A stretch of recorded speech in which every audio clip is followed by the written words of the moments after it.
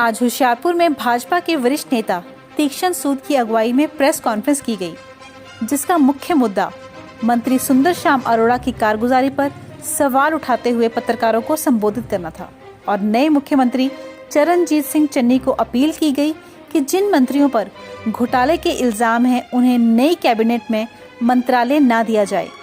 होशियारपुर में भाजपा की senior leadership भी मौजूद रही और क्या कहा तीक्ष्ण सूद जी की तरफ से, आइए देखते हैं सहयोगी रितेश कुमार के साथ राज थापर की रिपोर्ट।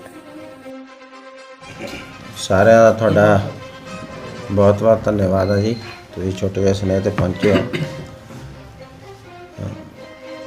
ਅੱਜ ਅਸੀਂ ਜਿਹੜੀ ਪ੍ਰੈਸ ਕਾਨਫਰੰਸ ਰੱਖੀ ਆ ਜੋ ਮੌਜੂਦਾ ਸਥਿਤੀ ਹੈਗੀ ਆ ਮੰਤਰੀ ਮੰਡਲ ਦੇ ਗਠਨ ਬਾਰੇ ਉਹਦੀ ਚਰਚਾ ਕਰਨੇ ਲਈ ਰੱਖੀ ਆ। ਆਪ ਸਭ ਨੂੰ ਪਤਾ ਹੀ ਆ ਕਿ ਜਦੋਂ 2017 ਦੇ ਵਿੱਚ ਕਾਂਗਰਸ ਪਾਰਟੀ ਚੋਣ ਮੈਦਾਨ 'ਚ ਉਤਰੀ ਸੀ, ਉਦੋਂ ਵੀ ਉਹਨਾਂ ਨੇ ਜਿਹੜਾ ਮੈਨੀਫੈਸਟੋ ਦਿੱਤਾ ਸੀ ਉਹਦੇ ਵਿੱਚ ਕਰਪਸ਼ਨ ਦੇ ਪ੍ਰਤੀ ਜ਼ੀਰੋ ਟੋਲਰੈਂਸ ਦੀ ਗੱਲ ਕੀਤੀ ਸੀ। ਕੱਲ ਨਵੇਂ ਥਾਪੇ ਗਏ ਮੁੱਖ ਮੰਤਰੀ ਸਰਦਾਰ ਚਰਨਜੀਤ ਸਿੰਘ ਚੰਨੀ ਜੀ, ਉਹਨਾਂ ਨੇ ਵੀ ਇਹ ਕਿਹਾ ਕਿ ਭ੍ਰਿਸ਼ਟਾਚਾਰ ਸਹਿਣ ਨਹੀਂ ਹੋਊਗਾ। ਪਰ ਪੰਜਾਬ ਦੀ ਜਨਤਾ ਇਸ ਗੱਲ ਦੇ ਇੰਤਜ਼ਾਰ 'ਚ ਆ ਕਿ ਇਹ ਭ੍ਰਿਸ਼ਟਾਚਾਰ ਵਿਰੋਧੀ ਜਿਹੜੇ ਸਿਰਫ ਨਾਅਰੇ ਆ ਜਾਂ ਇੱਥੇ ਵਾਕਿਆ ਹੀ ਕੋਈ ਕਾਰਵਾਈ ਵੀ ਹੋਣ ਵਾਲੀ ਆ, ਕਿਉਂਕਿ ਜੋ ਹਾਲਾਤ ਬਣੇ ਹੋਏ ਆ ਉਹਦੇ ਵਿੱਚ ਜੇ ਦੇਖੀਏ ਤਾਂ ਪੁਰਾਣੀ ਟੀਮ ਦੇ ਬਹੁਤ ਸਾਰੇ ਮੰਤਰੀ, ਉਹਨਾਂ 'ਤੇ ਵੱਡੇ ਵੱਡੇ ਭ੍ਰਿਸ਼ਟਾਚਾਰ ਦੇ ਇਲਜ਼ਾਮ ਪਹਿਲਾਂ ਹੀ ਲੱਗ ਚੁੱਕੇ ਆ। ਸਾਡੇ ਹੁਸ਼ਿਆਰਪੁਰ ਤੋਂ ਸੁੰਦਰ ਸ਼ਾਮ ਅਰੋੜਾ ਜਿਹੜੇ ਇੰਡਸਟਰੀ ਮਿਨਿਸਟਰ ਰਹੇ ਆ, ਉਹਨਾਂ ਦੇ ਖਿਲਾਫ ਇੱਕ ਬਹੁਤ ਵੱਡਾ JCT ਇਲੈਕਟ੍ਰੋਨਿਕਸ ਘੁਟਾਲੇ ਦਾ ਇਲਜ਼ਾਮ ਆ, ਜਿਹਦੇ ਵਿੱਚ 400 ਕਰੋੜ ਦੇ ਘਪਲੇ ਬਾਰੇ ਸਾਰੀ ਗੱਲਬਾਤ ਹੋਈ ਆ ਤੇ ਪ੍ਰੈਸ ਦੇ ਵਿੱਚ ਉਹ ਸਾਰਾ ਮਾਮਲਾ ਆਇਆ, ਸਾਰੀਆਂ ਪਾਰਟੀਆਂ ਨੇ ਵੀ ਚੁੱਕਿਆ ਔਰ ਐਡਵੋਕੇਟ ਜਨਰਲ ਨੇ 125 ਕਰੋੜ ਦੇ ਸਰਕਾਰ ਨੂੰ ਸਿੱਧੇ ਘਾਟੇ ਦੀ ਵੀ ਗੱਲ ਕੀਤੀ ਆ। ਫਾਈਨੈਂਸ ਡਿਪਾਰਟਮੈਂਟ ਨੇ ਉਹ ਸੌਦਾ ਰੱਦ ਕਰਨੇ ਦੀ ਵੀ ਗੱਲ ਕੀਤੀ ਆ ਤੇ ਆਪਾਂ ਨੇ ਮੰਤਰੀ ਜੀ ਸੁੰਦਰ ਸ਼ਾਮ ਅਰੋੜਾ ਦਾ ਰਿਜ਼ਾਈਨ ਔਰ CBI ਦੀ ਇਨਕੁਆਇਰੀ ਤੇ ED ਦੀ ਇਨਕੁਆਇਰੀ ਦੀ ਮੰਗ ਰੱਖੀ ਸੀ। ਮਾਮਲਾ ਲੋਕਪਾਲ ਦੇ ਕੋਲ ਵੀ ਆ ਔਰ ਹਾਈ ਕੋਰਟ ਦੇ ਵਿੱਚ ਵੀ CBI ਇਨਕੁਆਇਰੀ ਦੀ ਮੰਗ ਆ। ਇੰਨਾ ਹੀ ਨਹੀਂ, ਇਹਨਾਂ ਦੀ ਆਪਣੀ ਪਾਰਟੀ ਵੱਲੋਂ ਕੀਤੇ ਗਏ ਅਪਾਇੰਟ ਕੀਤੇ ਗਏ ਜਿਹੜੇ ਡਾਇਰੈਕਟਰਸ ਆ PSIC ਦੇ, ਉਹਨਾਂ ਨੇ ਵੀ ਇਹ ਗੱਲ ਕਬੂਲੀ ਆ ਕਿ ਇਹ ਘਪਲਾ ਹੋ ਰਿਹਾ ਸੀ ਔਰ ਸਾਡੇ ਘਪਲੇ ਨੂੰ ਰੋਕਣੇ ਦੇ ਜਿਹੜਾ ਪ੍ਰਯਾਸ ਸੀ ਉਹਦੇ ਵਿੱਚ ਇੱਥੇ ਦੇ ਮੰਤਰੀ ਜਿਹੜੇ ਸੁੰਦਰ ਸ਼ਾਮ ਅਰੋੜਾ ਉਦਯੋਗ ਮੰਤਰੀ ਆ, ਉਹਨਾਂ ਨੇ ਸਾਨੂੰ ਲਾਲਚ ਵੀ ਦਿੱਤੇ ਤੇ ਧਮਕੀਆਂ ਵੀ ਦਿੱਤੀਆਂ। ਇਸ ਤੋਂ ਇਲਾਵਾ ਆਨੰਦ ਲੈਂਪਸ ਦਾ ਇੱਕ ਬਹੁਤ ਵੱਡਾ ਘਪਲਾ, ਜਿਹਦੇ ਵਿੱਚ 120 ਕਰੋੜ ਰੁਪਏ ਦੀ ਜ਼ਮੀਨ ਇੱਕ ਕੋਲੋਨਾਈਜ਼ਰ ਨੇ ਫਿਲਿਪਸ ਬੱਲਬ ਵਾਲੀ ਉਹ ਖਰੀਦੀ ਔਰ ਬੜੀ ਲੰਬੀ ਪ੍ਰਕਿਰਿਆ ਨੂੰ ਮੰਤਰੀ ਜੀ ਨੇ ਮਾਤਰ 2 ਦਿਨਾਂ ਵਿੱਚ ਪੂਰੀ ਕਰਕੇ ਔਰ ਉਸ ਕੰਪਨੀ ਨੂੰ ਜਿਹਨੇ ਖਰੀਦੀ ਆ ਕੰਟਰੈਕਟ ਕੋਲੋਨਾਈਜ਼ਰ, ਇੱਕ ਪਲਾਟ ਦੇ 125 ਪਲਾਟ ਬਣਾ ਕੇ ਦਿੱਤੇ, ਜਿਹਦੇ ਨਾਲ ਉਹਨੂੰ ਸਿਰਫ ਇੰਨੀ ਗੱਲ ਨਾਲ ਉਹਨਾਂ ਨੂੰ 500 ਕਰੋੜ ਰੁਪਏ ਦਾ ਫਾਇਦਾ ਹੋਇਆ, ਜੋ ਕਿ ਬਿਲਕੁਲ ਗੈਰ ਕਾਨੂੰਨੀ ਆ ਔਰ ਇਹਦੀ ਵੀ CBI ਇਨਕੁਆਇਰੀ ਦੀ ਮੰਗ ਹੈ।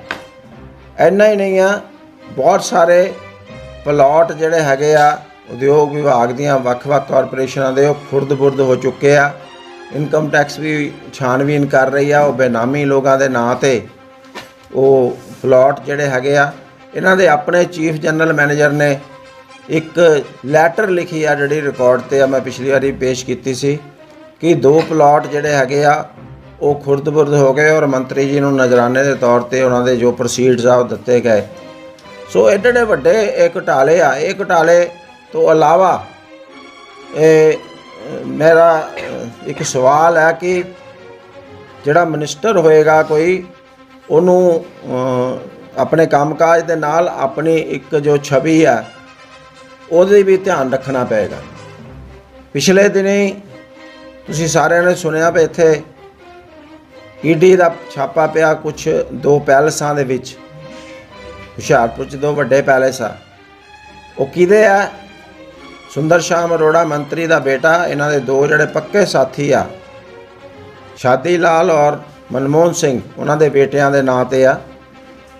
ਔਰ ਚੌਥਾ ਪਾਰਟਨਰ ਜਿਹੜਾ ਉਹਦੇ ਵਿੱਚ ਇੱਕ ਟੈਂਟਡ ਨਾਇਬ ਤਹਿਸੀਲਦਾਰ, ਜਿਹਦੇ 'ਤੇ ਵਿਜੀਲੈਂਸ ਦਾ ਕੇਸ ਬਣਿਆ ਹੋਇਆ ਹੇਰਾ ਫੇਰੀ ਕਰਨੇ ਦਾ, ਉਹ ਇਹਨਾਂ ਦਾ ਪਾਰਟਨਰ ਆ। ਮੈਂ ਪੁੱਛਣਾ ਚਾਹੁੰਦਾ ਕਿ ਇੱਕ ਮੰਤਰੀ ਨੂੰ ਆਲਾ ਦੁਆਲਾ ਆਪਣਾ ਦੇਖਣੇ ਦੀ ਲੋੜ ਹੁੰਦੀ ਆ, ਪਰ ਉਹ ਨਾਇਬ ਤਹਿਸੀਲਦਾਰ ਜਿਹੜਾ ਕਰਪਸ਼ਨ ਦੇ ਵੱਡੇ ਕੇਸ 'ਚ ਫਸਿਆ, ਇਹਨਾਂ ਦੇ ਚੰਡੀਗੜ੍ਹ 'ਚ ਕੋਠੀ 'ਚ ਵੀ ਉਹ ਹਿੱਸੇਦਾਰ ਆ। ਇਹਨਾਂ ਦੇ ਇਹ ਜਿਹੜੇ 2 ਜਿਹੜੇ ਵੱਡੇ ਪੈਲਸਿਸ ਆ ਉਹਦੇ 'ਚ ਵੀ ਉਹ ਹਿੱਸੇਦਾਰ ਆ। ਇਹ ਮਾਜਰਾ ਕੀ ਆ? ਲੱਖਾਂ ਕਰੋੜਾਂ ਦੀਆਂ ਇਹਨਾਂ ਦੀਆਂ ਬੈਂਕ ਐਂਟਰੀਜ਼ ਜਿਹੜੀਆਂ ਮੇਰੇ ਕੋਲ ਸਾਰੇ ਸਬੂਤ ਆ, ਆਪਸ ਦੇ ਵਿੱਚ ਕ੍ਰਾਸ ਕਰਦੀਆਂ ਮੰਤਰੀ ਜੀ ਵੱਲੋਂ, ਇਹਨਾਂ 3 ਬੰਦਿਆਂ ਵੱਲੋਂ ਉਹਦੇ ਖਾਤਿਆਂ 'ਚ ਪੈਸੇ ਜਾ ਰਹੇ, ਉਹਨਾਂ ਵੱਲੋਂ ਇਹਨਾਂ ਦੇ ਖਾਤਿਆਂ 'ਚ ਪੈਸੇ ਆ ਰਹੇ ਆ। ਸੋ ਇਹ ਚੀਜ਼ਾਂ ਸਾਰੀਆਂ ਬਹੁਤ ਉੱਠ ਚੁੱਕੀਆਂ। ਪਰ ਮੈਂ ਇੱਕ ਹੋਰ ਗੱਲ ਕਹਿਣੀ ਚਾਹਾਂਗਾ ਕਿ ਅੱਜ ਤੁਸੀਂ ਵੀ ਸਾਰੇ ਸ਼ਹਿਰਦਾਰ ਹੋ। ਅੱਜ ਹੁਸ਼ਿਆਰਪੁਰ ਦੇ ਵਿੱਚ ਰੇਤ ਮਿੱਟੀ ਲੈਣਾ, ਚਿੱਟਾ ਸ਼ਾਇਦ ਆਸਾਨੀ ਨਾਲ ਮਿਲ ਜਾਂਦਾ, ਮਿੱਟੀ ਤੇ ਰੇਤਾ ਉਹ ਨਹੀਂ ਮਿਲਦੀ ਕਿਸੇ ਨੂੰ ਵੀ, ਕਿਸੇ ਭਾਅ ਵੀ ਨਹੀਂ ਮਿਲਦੀ। ਸਾਰਾ ਕੰਟਰੋਲ ਜੋ ਹੈ ਇਸ ਮਾਈਨਿੰਗ ਤੇ ਕੀਤਾ, ਇਲੀਗਲ ਮਾਈਨਿੰਗ ਤੇ, ਇਹ ਸੱਤਾਧਾਰੀ ਜਿਹੜੇ ਸਾਡੇ ਮੁਖੀ ਆ ਹੁਸ਼ਿਆਰਪੁਰ ਦੇ, ਉਹਨਾਂ ਦੇ ਹੱਥ ਵਿੱਚ ਆ। ਔਰ ਸਾਰੇ ਉਹਨਾਂ ਦੇ ਉਂਗਲੀ ਦੇ ਆਲੇ ਦੁਆਲੇ ਨੱਚਦੇ ਆ। ਇਹਨਾਂ ਦੇ ਆਪਣੀਆਂ ਕਲੋਨੀਆਂ, ਉਹਨਾਂ 'ਚ ਲਗਾਤਾਰ ਭਰਤੀਆਂ ਪੈ ਰਹੀਆਂ। ਸਰਕਾਰੀ ਫੰਡਾਂ ਨਾਲ ਜਿਹੜੇ ਸੀਵਰੇਜ ਬਣਦੇ ਆ, ਕਾਨੂੰਨਾਂ ਤੋਂ ਬਾਹਰ ਅੰਮ੍ਰਿਤ ਯੋਜਨਾ ਦਾ ਪੈਸਾ ਆਇਆ, ਬਹੁਤ ਵੱਡੀ ਰਕਮ ਸੀ, ਤੇ ਉਹਦੇ 'ਚ ਸੀਵਰੇਜ ਤੇ ਵਾਟਰ ਸਪਲਾਈ ਪੈਣਾ ਸੀ। ਸੈਂਟਰ ਦਾ ਉਹ ਸਕੀਮ ਸੀ। ਉਹ ਸਾਰੀ ਸਕੀਮ ਦਾ ਬਹੁਤ ਵੱਡਾ ਲਾਭ ਕਿਹਨੇ ਚੁੱਕਿਆ? 40 ਕਰੋੜ 35 ਕਰੋੜ ਦੀ ਸਕੀਮ ਦਾ ਸਭ ਤੋਂ ਜ਼ਿਆਦਾ ਲਾਭ ਕਿਹਨੇ ਚੁੱਕਿਆ? ਇਹ ਮੰਤਰੀ ਜੀ ਨੇ। ਇਹਨਾਂ ਦੇ ਸਾਰੇ ਇੰਟਰਸਟ ਜਿਹੜੇ ਆ ਉਹ ਕਨਫਲਿਕਟਿੰਗ ਇੰਟਰਸਟ ਆ ਸਰਕਾਰ ਦੇ ਨਾਲ। ਕੋਈ ਵੀ ਨਕਸ਼ੇ ਜਿਹੜੇ ਪਾਸ ਹੁੰਦੇ ਆ ਗੈਰ ਕਾਨੂੰਨੀ ਢੰਗ ਨਾਲ ਇਹਨਾਂ ਦੀਆਂ ਕਲੋਨੀਆਂ ਦੇ ਹੋ ਰਹੇ ਆ। ਰਜਿਸਟਰੀਆਂ ਇਹਨਾਂ ਦੇ ਸਾਰੀਆਂ ਗੈਰ ਕਾਨੂੰਨੀ ਢੰਗ ਨਾਲ ਹੋ ਰਹੀਆਂ।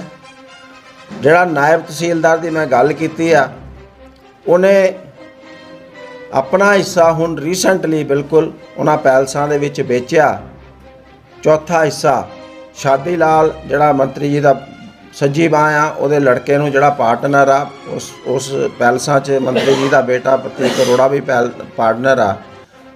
ਉਹ ਰਜਿਸਟਰੀ ਜੇ ਤੁਸੀਂ ਕਢਵਾ ਕੇ ਦੇਖੋ, ਉਹ ਐਗਰੀਕਲਚਰ ਲੈਂਡ ਦੇ ਨਾਂ 'ਤੇ ਰਜਿਸਟਰੀ ਹੋਈ ਆ। ਮਾਤਰ 5-6 ਲੱਖ ਪਤਾ ਨਹੀਂ ਕਿੰਨਾ ਹੈਗਾ ਅਮਾਊਂਟ। ਉਹ ਜਿਹੜੀ 20 ਕਰੋੜ ਜਿੱਤੇ ਬੈਂਕ ਨੇ ਅਸੈਸ ਕਰਕੇ ਲੋਨ ਦਿੱਤਾ, ਉਹ ਚੌਥਾ ਹਿੱਸਾ ਉਹਦਾ 5-7 ਕਰੋੜ ਦੇ ਵਿੱਚ ਰਜਿਸਟਰੀ ਆ। ਤਹਿਸੀਲਦਾਰ ਪਤਾ ਨਹੀਂ ਕਿੱਦਾਂ ਰਜਿਸਟਰੀਆਂ ਕਰਦੇ ਇਹਨਾਂ ਦੀਆਂ, ਕਿਉਂਕਿ ਸਾਰੀਆਂ ਰਜਿਸਟਰੀਆਂ ਵੀ ਇਹਨਾਂ ਦੀਆਂ ਹੁੰਦੀਆਂ, ਸਾਰੇ ਨਕਸ਼ੇ ਵੀ ਇਹਨਾਂ ਦੇ ਪਾਸ ਹੁੰਦੇ। ਹੋਰ ਕਿਸੇ ਨੂੰ ਹੱਕ ਨਹੀਂ ਨਾ ਰਜਿਸਟਰੀ ਕਰਾਉਣ ਦਾ ਨਾ ਨਕਸ਼ੇ ਪਾਸ ਕਰਾਉਣ ਦਾ। ਐਸੀ ਸਥਿਤੀ 'ਚ ਅੱਜ ਹੁਸ਼ਿਆਰਪੁਰ ਚੱਲ ਰਿਹਾ। ਔਰ ਸੁੰਦਰ ਸ਼ਾਮ ਅਰੋੜਾ ਜੀ ਅੱਜ ਫੇਰ ਮੰਤਰੀ ਬਣਨ ਦਾ ਦਾਅਵਾ ਪੇਸ਼ ਕਰ ਰਹੇ ਆ। ਉਹ ਸੋਚਦੇ ਆ ਭਈ ਜਿਸ ਤਰ੍ਹਾਂ ਪਹਿਲਾਂ ਹੁਸ਼ਿਆਰਪੁਰ ਵਾਸੀਆਂ 'ਚ ਇੱਥੇ ਸਾਰਿਆਂ 'ਚ ਖਬਰ ਸੀ ਕਿਸ ਢੰਗ ਨਾਲ ਉਹ ਮਿਨਿਸਟਰੀ ਹਾਸਲ ਕੀਤੀ ਗਈ, ਕਿਸ ਤਰ੍ਹਾਂ ਉਹਨਾਂ ਨੇ ਆਪਣੀ ਉੱਥੇ ਦਿੱਲੀ ਬੈਠੇ ਆਕਾ ਜਿਹੜੇ ਹੈਗੇ ਆ ਉਹਨਾਂ ਤੱਕ ਪਹੁੰਚ ਕੀਤੀ, ਉਹਨਾਂ ਨੂੰ ਫਾਇਦੇ ਵੀ ਪਹੁੰਚਾਏ। ਆ ਬਜਵਾੜਾ ਸਕੂਲ ਦਾ ਹੀ ਕੇਸ ਲੈ ਲਓ, ਕਿੰਨੇ ਫਾਇਦੇ ਪਹੁੰਚਾਏ ਆ ਜਿਹੜੇ ਇਹਨਾਂ ਦੇ ਆਕਾ ਬੈਠੇ ਆ। ਔਰ ਫਿਰ ਇਹ ਇੱਕ ਗੱਲ ਜਿਹੜੀ ਉੱਠਦੀ ਪਈ ਆ ਜਿਹਦੇ ਤੋਂ ਹੁਸ਼ਿਆਰਪੁਰ ਵਾਸੀ ਚਿੰਤਿਤ ਆ ਕਿ ਫਿਰ ਉੱਦਾਂ ਦੀਆਂ ਕੋਸ਼ਿਸ਼ਾਂ ਹੋ ਰਹੀਆਂ। ਤੇ ਇਸ ਵੇਲੇ ਪੰਜਾਬ ਦੀ ਜਨਤਾ ਇਹ ਦੇਖਣਾ ਚਾਹੁੰਦੀ ਆ ਕਿ ਜਿਹੜੀ ਨਵੀਂ ਟੀਮ ਆਈ ਹੈਗੀ ਆ, ਨਵਾਂ ਮੁੱਖ ਮੰਤਰੀ ਕਾਂਗਰਸ ਨੇ ਪੇਸ਼ ਕੀਤਾ, ਕਿਉਂਕਿ ਕਾਂਗਰਸ ਨੇ ਸਵੀਕਾਰ ਕਰ ਲਿਆ ਕਿ ਕੈਪਟਨ ਅਮਰਿੰਦਰ ਸਿੰਘ ਦੇ ਉਹਦੇ ਮੰਤਰੀਆਂ ਦੇ ਚਿਹਰੇ ਦੇ ਨਾਲ ਅਸੀਂ ਆਉਂਦੇ ਇਲੈਕਸ਼ਨ 'ਚ ਨਹੀਂ ਉਤਰ ਸਕਦੇ। ਉਹਨਾਂ ਨੇ ਪੰਜਾਬ ਨੂੰ ਕੁਛ ਨਹੀਂ ਦਿੱਤਾ, ਵਾਅਦੇ ਪੂਰੇ ਨਹੀਂ ਕੀਤੇ ਔਰ ਵੱਡੇ ਪੱਧਰ 'ਤੇ ਜੋ ਹੈ ਉਹ ਕਰਪਸ਼ਨ ਹੋਈ ਹੈਗੀ ਆ, ਚਾਹੇ ਉਹ ਐਕਸਾਈਜ਼ ਦੀ ਕਰਪਸ਼ਨ ਆ, ਚਾਹੇ ਉਹ ਮਾਈਨਿੰਗ ਦੀ ਕਰਪਸ਼ਨ ਆ, ਚਾਹੇ ਉਹ ਇੰਡਸਟਰੀ ਡਿਪਾਰਟਮੈਂਟ ਦੀ ਕਰਪਸ਼ਨ ਆ, ਚਾਹੇ ਐਸਸੀ ਵਿਦਿਆਰਥੀਆਂ ਦਾ ਘੁਟਾਲਾ ਹੈਗਾ, ਸੋ ਚਾਹੇ ਉਹ ਜਿਹੜੇ ਆ ਵੈਕਸੀਨੇਸ਼ਨ ਆ ਉਹਦਾ ਘੁਟਾਲਾ। ਜੇ ਉਹੀ ਟੀਮ ਵਾਪਸ ਲੈ ਕੇ ਕੀ ਆ ਰਹੀ ਆ ਪੰਜਾਬ ਦੇ ਵਿੱਚ, ਸਰਕਾਰ ਉਹੀ ਚਿਹਰੇ ਉਹੀ ਛਵੀ ਲੈ ਕੇ ਆ ਰਹੀ ਆ ਕਿ ਕੋਈ ਨਵੀਂ ਲਿਆ ਰਹੀ ਆ। ਅੱਜ ਪੰਜਾਬ ਦੇ ਹਰ ਲੋਕ ਇਹ ਦੇਖਦੇ ਆ, ਉਹਨਾਂ ਦੇ ਅੱਗੇ ਇੱਕ ਕੁਐਸਚਨ ਮਾਰਕ ਆ। ਸੋ ਇਸ ਪ੍ਰੈਸ ਕਾਨਫਰੰਸ ਦੇ ਜ਼ਰੀਏ ਆਪਾਂ ਪੰਜਾਬ ਦੀ ਜਨਤਾ ਦੇ ਅੱਗੇ ਇੱਕ ਸਵਾਲ ਰੱਖਦੇ ਹਾਂ ਕਿ ਆਪਾਂ ਕਾਂਗਰਸ ਨੂੰ ਕਿਸ ਨਵੇਂ ਰੂਪ 'ਚ ਦੇਖਣਾ ਚਾਹੁੰਦੇ, ਕਿ ਉਹਨਾਂ ਭ੍ਰਸ਼ਟ ਚਿਹਰਿਆਂ ਦੇ ਰੂਪ 'ਚ ਦੇਖਣਾ ਚਾਹੁੰਦੇ ਆ, ਜਾਂ ਅਸੀਂ ਚਾਹੁੰਦੇ ਹਾਂ ਕਿ ਸ਼ਾਇਦ ਇਸ ਬਚਦੇ 4-5 ਮਹੀਨਿਆਂ 'ਚ ਉਹਨਾਂ ਦੇ ਜੋ ਨਾਲ ਕੀਤੇ ਗਏ ਵਾਅਦੇ ਸੀ ਉਹਨਾਂ 'ਚੋਂ ਕੁਝ ਪੂਰੇ ਹੋ ਸਕਣ। ਕੇਸ ਵਗੈਰਾ ਕੋਰਟਾਂ ਦੇ ਵਿੱਚ ਚੱਲ ਰਹੇ ਨੇ, ਉਹਨਾਂ ਨੂੰ ਕਿਸੇ ਵੀ ਸੂਰਤ ਵਿੱਚ ਥਾਂ ਨਹੀਂ ਦਿੱਤੀ ਜਾਂਦੀ, ਜਿਹਦੇ ਵਿੱਚ ਦੁਬਾਰਾ ਦਾਵਾ ਟੁੱਟਿਆ ਜਾ ਰਿਹਾ ਸੀ ਸ਼ਾਮਲ ਹੋਣ ਦਾ। ਹਾਂ, ਇਹੀ ਖਦਸ਼ਾ ਹੈ ਸਾਰੇ ਹੁਸ਼ਿਆਰਪੁਰ ਵਾਸੀਆਂ ਨੂੰ ਕਿ ਜਿਸ ਤਰ੍ਹਾਂ ਪਹਿਲਾਂ ਰੌਲਾ ਪਿਆ ਸੀਗਾ ਭਈ ਕਿਸ ਢੰਗ ਨਾਲ ਇਹ ਮਿਨਿਸਟਰੀ ਹਾਸਲ ਹੋਈ ਆ, ਕਿਉਂਕਿ ਸੀਨੀਅਰ ਲੋਕ ਵੀ ਬੈਠੇ ਸੀ ਇੱਥੇ ਔਰ ਹੋਰ ਜਿਹੜੇ ਰਿਜ਼ਰਵ ਕੈਟਾਗਰੀ ਦੇ ਵੀ ਐਮਐਲਏ ਸੀਗੇ, ਪਹਿਲੀ ਵਾਰ ਬਣਨੇ ਵਾਲੇ ਇਸ ਮੰਤਰੀ ਨੂੰ ਕਿੱਦਾਂ ਮਿਨਿਸਟਰੀ ਮਿਲੀ ਆ ਉਹ ਮੈਂ ਬਹੁਤੇ ਵਿਸਤਾਰ ਵਿੱਚ ਨਹੀਂ ਜਾਣਾ ਚਾਹੁੰਦਾ, ਪਰ ਉਸੇ ਲਾਈਨ 'ਤੇ ਚੱਲ ਕੇ ਸ਼ਾਇਦ ਕਈ ਲੋਕ ਸੋਚਦੇ ਆ ਕਿ ਪੈਸੇ ਨਾਲ ਸਭ ਕੁਝ ਹੋ ਜਾਂਦਾ, ਉਸੇ ਲਾਈਨ 'ਤੇ ਚੱਲ ਕੇ ਇੱਕ ਪ੍ਰਯਾਸ ਹੋ ਰਿਹਾ ਤੇ ਜਿਹਦੇ ਨਾਲ ਇਹ ਸਾਰੀ ਚਿੰਤਾ ਬਣੀ ਆ ਕਿ ਆਉਣ ਵਾਲੇ ਸਮੇਂ 'ਚ ਪੰਜਾਬ ਨੂੰ ਕੁਝ ਨਵਾਂ ਵੀ ਮਿਲੇਗਾ ਜਾਂ ਉਹੀ ਕੁਝ ਹੋਣਾ। ਕੌਮੀ ਮਹਿਲਾ ਕਮਿਸ਼ਨ ਆਯੋਗ ਦੇ ਚੇਅਰਪਰਸਨ ਰੇਖਾ ਸ਼ਰਮਾ ਉਹਨਾਂ ਤੋਂ ਮੰਗ ਕੀਤੀ ਗਈ ਹੈ ਕਿ ਚੰਨੀ ਨੂੰ ਨਵਨਿਯੁਕਤ ਮੁੱਖ ਮੰਤਰੀ ਨੇ ਮਹਿਲਾਵਾਂ ਨੂੰ ਖਤਰਾ ਦੱਸਿਆ ਗਿਆ, ਉਹਨਾਂ ਤੋਂ ਅਸਤੀਫੇ ਦੀ ਮੰਗ ਕੀਤੀ। ਕਿਸ ਤਰ੍ਹਾਂ ਦੇਖਦੇ ਹੋ 2018 ਦੇ ਵਿੱਚ ਕੋਈ ਵਿਸ਼ੇਸ਼ ਦਾ ਮਾਮਲਾ ਸਾਹਮਣੇ ਆਇਆ? ਮੈਂ ਕੀ ਵਿਸ਼ੇਸ਼ ਦੇਖਣਾ ਜੀ, ਇਹ ਚੀਜ਼ਾਂ ਸਾਰੀਆਂ ਜੱਗ ਜ਼ਾਹਰ ਹੈ।